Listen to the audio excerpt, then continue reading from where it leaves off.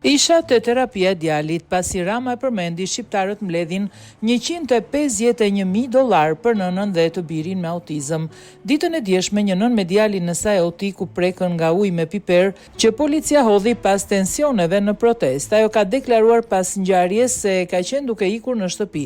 Pas përfundimit të terapisë së djalit, isha duke ikur në shtëpi, dua vetëm të iki në shtëpi. Ata na hodhën piper syve, dua të iki në shtëpi. Unë nuk isha atje. Isha tek terapia e djalit, më hodhën piper, syve dhe ujë. Turp të ken, ka deklaruar ajo pas ngjarjes. Por ditën e sotme kryeministri Edi Rama hodhi akuza ndaj protestuesve duke deklaruar se ishin ata që sollën nën e birë të sëmur në protestën e tensionuar. Një histori që e keni parë të gjithë, atë nënën me fëmijën me spektër autik të cilën korbat e kishin marrë me vete te parlamenti për ta kthyer në viktimën e policisë për të mbrojtur deputetët nga ata të verbrit e dhunshëm të Shqipërisë. Ne sapo kemi dyfishuar mbështetjen për fëmijët autik dhe për nënat e tyre. Për jetimi asaj nëne është tjetër. Ajo mund të mos jetë e informuar ose mund të jetë, por ajo nuk e ka ndjerë kur empatin ton në fundin e atij hendeku mes faktit ton dhe përjetimit të vetmisë së saj dëshpëruese.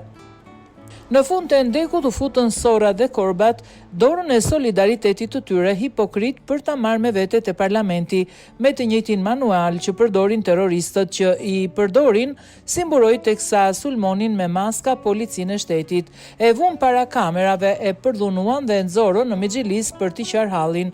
I kthyen lotët e saj në breshër përmes algoritmit, pastaj e lanë dhe u nisën për tek mikrofoni në bulevard, si ata skuthat e zinj që i kemi parë në përdorimin e këtij manuali që çojnë mish për tokë të tjerët dhe kërkojnë socialistët për të shkretët njerëz duke mbajtur fjalime në emër të viktimave të shtetit policor, tha ai. Por pavarësisht deklaratave, zonja Filej ka qëndruar të njëjtit version, duke theksuar se po kthehej nga terapia e djalit dhe po shkonte në shtëpi.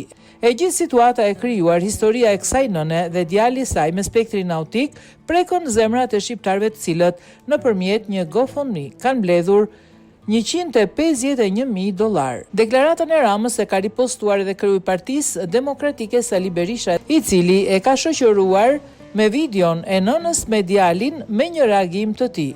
Dëgjojeni miq, ordiner dhe shpirt kërm, shkruan Berisha krahas videos.